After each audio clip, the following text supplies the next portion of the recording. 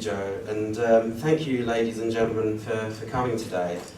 There's nothing more daunting than being asked to give a speech and not being given a subject. So, as chance would have it, I'm very lucky to have become deputy in 2015, straddling perhaps the most important anniversary I'll ever live to see, and the most important decision our nation will ever face.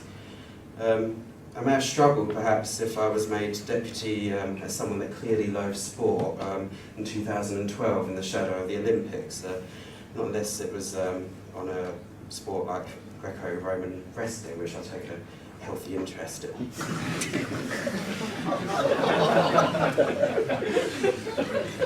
The anniversary I'm talking about is, of course, that of Magna Carta, and the decision our nation will soon face is, of course, the referendum on our continued membership of the European Union.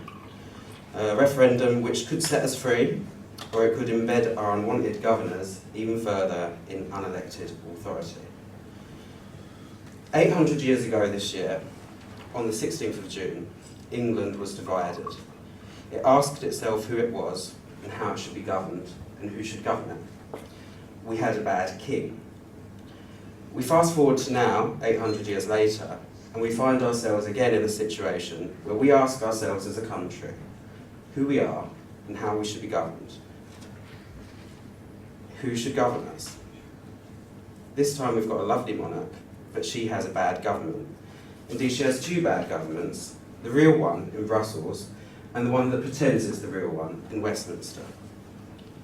The answer to the question 800 years ago was a document drafted on parchment by rebellious barons in the meadows of Runnymede just outside of London.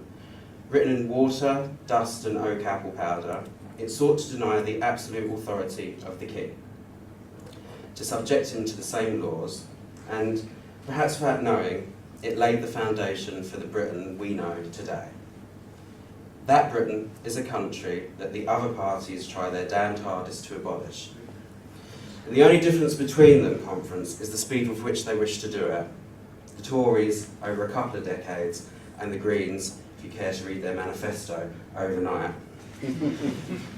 I hope you don't think I'm being melodramatic, conference, when I say that I joined UKIP because I've refused to give up on that country. I refuse to let such a country with its liberties, freedom and splendour just die on its feet.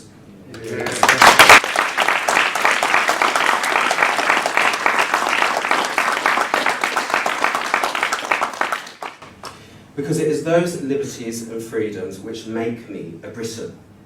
As much as the elite would have us believe that being British is about queuing, or tea, or fish and chips, or corgis, or Stephen Fry, it isn't. Our culture, quiet and understated, but rich in the word, is but an impression, a silhouette of what we really are. An older colleague of mine from my branch said it best when he recalled one history lesson as a boy. The history master began the lesson quite solemnly, as if passing on a great weapon onto his students. This is what makes you British. Habeas corpus, your right to a fair trial, the state not being able to try you twice, the state not being able to seize your property, the rule of law, the non-existence of arbitrary power and justice. It's little wonder, ladies and gentlemen, why British Constitution hasn't been taught properly in our schools since the 1970s.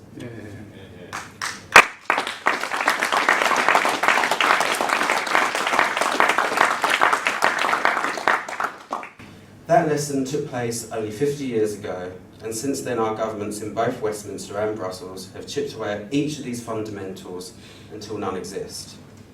It's of course no accident either that the crypto-Marxist Green Party wishes to make the concept of British national irrelevant. When you make being British irrelevant, you make the rights that come with being British irrelevant.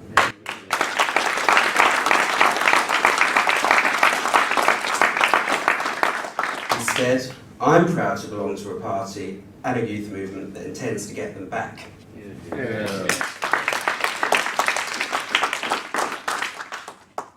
We're very lucky to be alive when your nation makes great decisions about its future path. Is perhaps the greatest privilege and responsibility that can be bestowed upon a proud and patriotic citizen.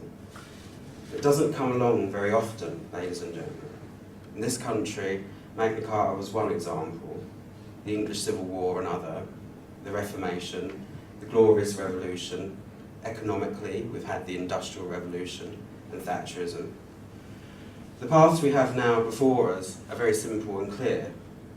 We can continue on a path to terminal decline, locked within a corporatist supranational dictatorship, to be what Peter Hitchens describes as a low-wage economy kept bearable by cheap credit, and what he also describes as a miserable liberal German empire, where Tesco and other multinationals decide what's best for you and your family, where we watch as one by one our institutions are destroyed from within, where common law is replaced with civil code, where the state is our master and not our servant.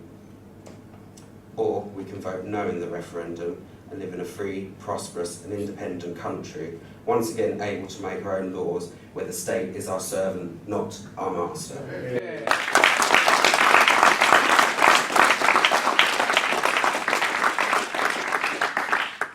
Either way, the upcoming referendum is an existential question posed to the people of Britain, and just as the rebel barons and their army forced King John to accept their terms in the meadows of Runnymede, our people's army has forced Cameron to give our people a say.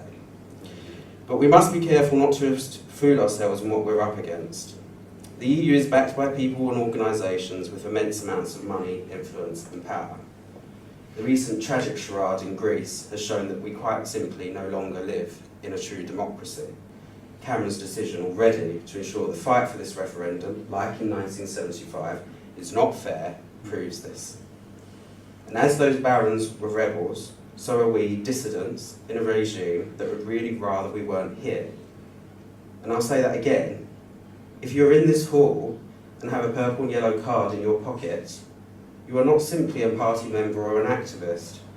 You have removed yourself from the consensus. The settled view is not your view. You have a contempt for so-called experts, and you have signed up for bringing down a corrupt regime and all its apologists, flunkies, yes-men and quislings, numerous, well-paid and well-bribed. You are a dissident, at least you are if you're doing it properly.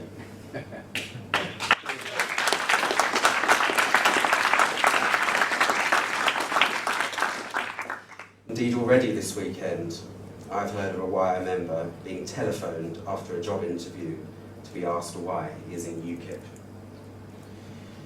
We have the whole establishment against us. So sure were the corporatists, the left and their allies that this country was taking their path, they cannot stand the fact that we've come along to muck it up. Their contempt for the thoughts and opinions of the people betrays their own contempt for freedom, their own desire to police people's thoughts, and their own love of arbitrary rule and a big tyrannical state. And you know, Conference, with politics like theirs, I don't mind them trying to keep us down. I'd be more worried if I had their respect. Yeah. Absolutely. Contempt for freedom, of course, isn't new. Bentham, the father of utilitarianism, a political science which I hope every UKIP member recoils from as much as I do, also sneered in his day at what he called the cult of Magna Carta. Some people do this now, believing it to be an irrelevant historical artefact which only a small number of enthusiasts and eccentrics believe in. Self-loathing lefties cringe at its mention. What an awful thing to suggest about something so beautiful. But this is because of our own complacency. And the beauty of Magna Carta is it doesn't go away. It's a persistent component of our legal and political discourse, and the only time it isn't is when we stop talking about it.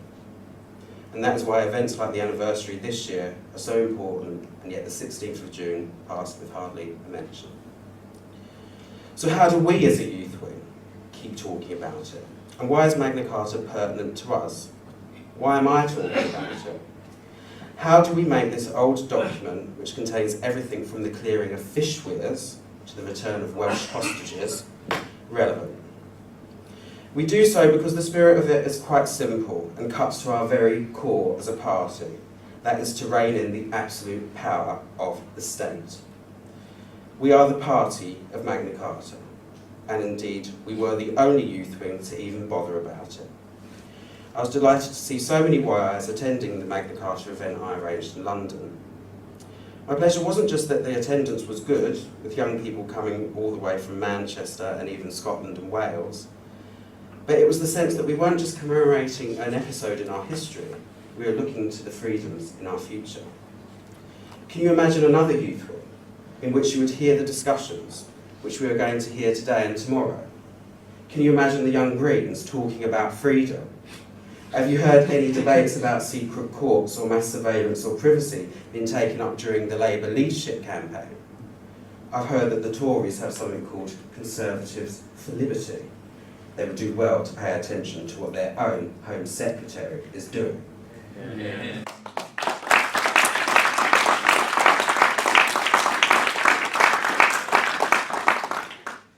No freeman shall be taken or imprisoned, or be disseised of his freehold, or liberties or free customs, or be outlawed or exiled, or any otherwise destroyed, nor will we pass upon him, nor condemn him, but by the lawful judgment of his peers, or by the law of the land. We shall sell to no man, we shall not deny or defer to any man, either justice or right. That was a clause which survived hundreds of years before the last government had accidentally on purpose made it meaningless with the European arrest warrant. Potentially the most important passage on our statutes. No parliamentarian has recently shown so much contempt for it as the Right Honourable Theresa May. It's up to us, therefore, to take up the mantle of Magna Carta, and it's up to us in this important year, in the run-up to the referendum, to take its message to every school, every campus and every college. It's a message that resonates with people of all backgrounds, because it has a depth and authenticity which the other messages from the other parties lack. It's a message that pumps blood into the heart of every young radical. And so what I say now to the young people outside of this hall is this. If you're a young person who is worried about the increasing size and power of the state, who feels let down by the other parties, Why is here for you. If you fear the police no longer keep the peace, but enforce the politics of the day by trawling through people's Twitter accounts, we're here for you. If you're worried about privacy, we're here for you. If you're a young entrepreneur who is struggling because of the tax systems and red tape which favour big business, we're here for you. If you're a young black man affected by arbitrary stop and search, we're here for you. If you're a young Scotswoman who thinks the SNP doesn't speak for her, we're here for you. If you're a young Christian worried you will soon be criminalised for following your conscience, a young LGBT person who doesn't want to be used by the left, a young student worried about the free speech on your campus, we're here for you. And if you just want to be able to use WhatsApp without being assumed to be a terrorist, we're here for you.